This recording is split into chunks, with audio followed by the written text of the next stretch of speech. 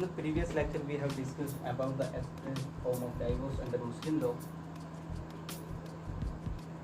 Talaq al-Biddat was declared unconstitutional in the Saira Banu Begum case by the Supreme Court.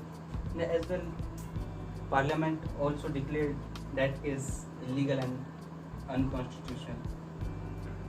In the today's lecture, we will discuss about the implied divorce and contingent divorce and many other forms of divorce.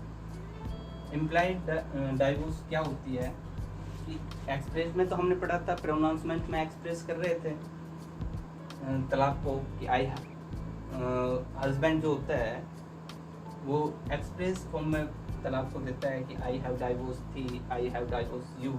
But implied divorce के अंदर क्या होता है, husband express form में नहीं देता है, indirectly देता है, बट उसको इंटेंशन प्रूव करना जरूरी होता है। जैसे I give up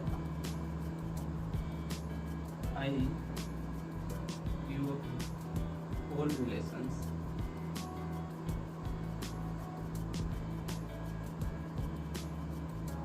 and would not want live any sort with you। कहता है इनडायरेक्टली कहता है कि मैंने तुम्हारे साथ जितने भी संबंध थे वो सब त्याग दिए हैं, छोड़ दिए हैं एंड मैं तुम्हारे साथ नहीं रहना चाहता। तो इनडायरेक्टली पता चल रहा है कि वो तलाक दे रहा है उसको। ये इम्प्लाइड हो गया। कंटिंजेंट डाइवोर्स देखते हैं। कंटिंजेंट डाइवोर्स जैसे कि नाम भी बता रहा है, उससे पता चल रहा है कि कंटिंजेंट यानी किसी इवेंट पे बेस्ड है। तो इन द फ्यूचर क्या होता है कि हस्बैंड कोई इवेंट होने पर उसको तलाक दे देता है वाइफ को। जैसे हस्बैंड और वाइफ ने एक एग्रीमेंट किया at the time of marriage कि हस्बैंड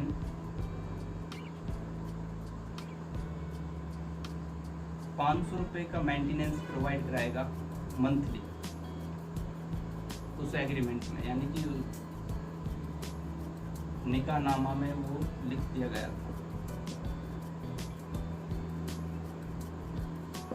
कि ₹500 का मेंटेनेंस प्रोवाइड कराएगा। एंड आगे चल के क्या होता है कि ₹500 का वो मेंटेनेंस प्रोवाइड कराने में फेल हो जाता है, तो फिर वो डाइवोर्स कंटिंजेंट डाइवोर्स बन जाएगी, वो ऑटोमेटिकली डाइवोर्स में चेंज हो जाएगा। नेक्स्ट है delegated divorce. Delegated divorce also known as तलाक तफवीज़। तलाक तफवीज़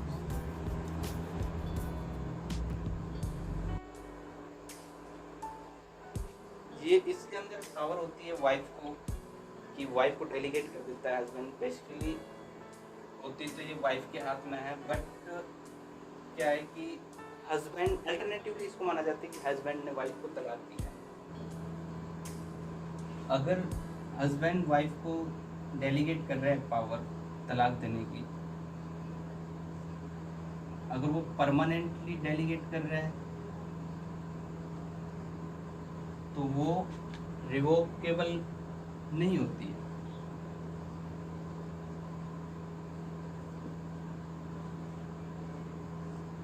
और अगर वो टेम्पोरेरी कर रहा है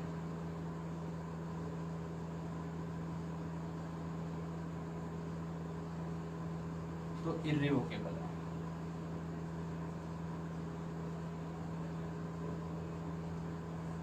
अगर परमानेंट कर रहा है तो रिवोकेबल है कि उसको रिवोक कर सकता है हस्बैंड। अगर वो टेम्पोरेरी कर रहा है तो इर्रिवोकेबल है, वो इसको रिवोक कर ही नहीं सकता। टेम्पोरेरी मतलब 1 महीने के लिए, 2 महीने के लिए किसी को उसने डेलीगेट कर दिया। ज़रूरी नहीं है इसमें कि वाइफ को ही करे, लेकिन बेसिकली जो है मुस्लिम हस्बैंड वाइफ को ही करता है। इसमें ये भी कंडीशन है कि वाइफ को भी कर सकता है, ब्रदर को भी कर सकता है और फादर को भी कर सकता है, किसी एनी फैमिली मेंबर को कर सकता है, डेलीगेट कर सकता है हस्बैंड।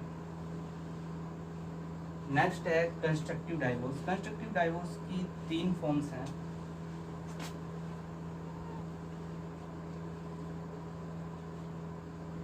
ईला, जिहार,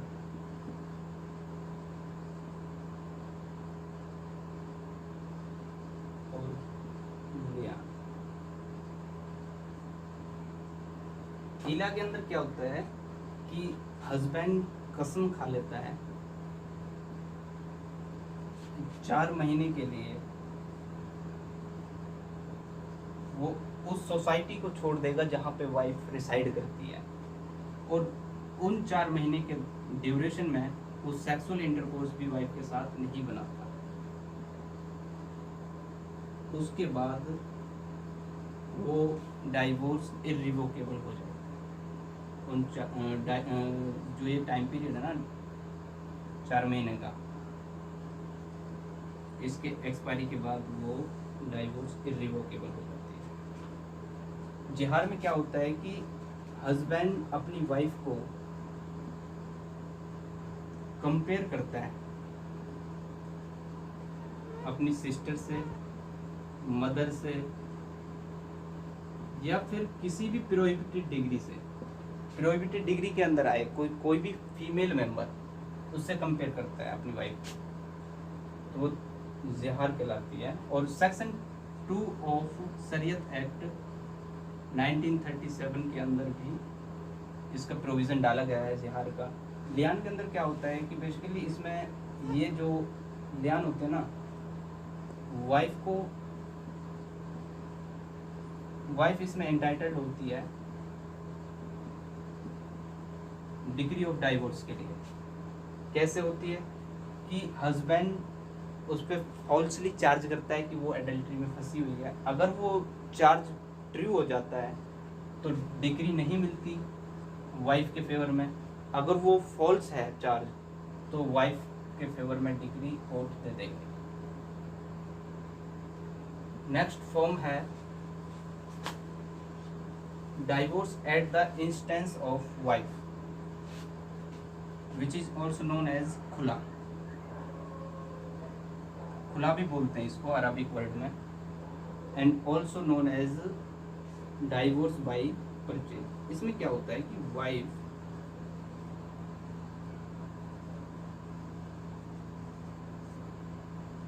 अपने मेहर को हस्बैंड के लिए छोड़ देती है। और क्यों छोड़ती है? क्योंकि वो डाइवोर्स चाहती है। जब भी वाइफ डाइवोर्स चाहती है तो वो अपने डॉवर को छोड़ देगी, प्लस कुछ कंसिडरेशन भी दे देगी हस्बैंड के लिए in the form of money. पति को राजी करने के लिए वो कुछ कंसिडरेशन भी दे देगी। इस तरीके से खुला कंप्लीट होती है।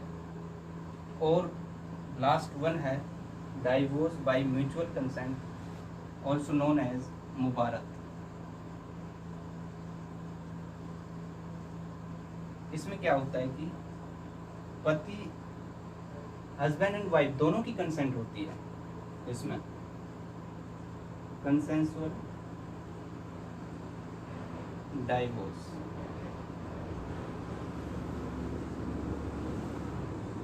विच इज ऑल्सो नोन एज मुबारक, अरबिक वर्ड है।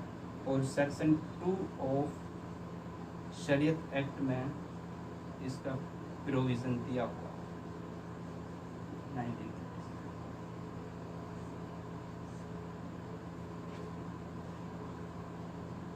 In the next lecture we will discuss about the non-judicial divorce.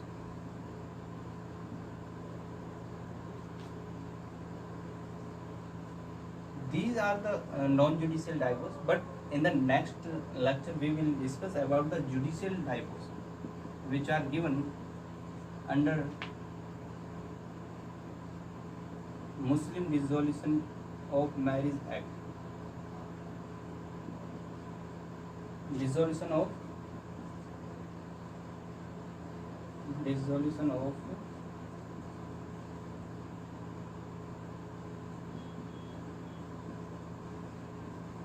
Muslim Marriage Act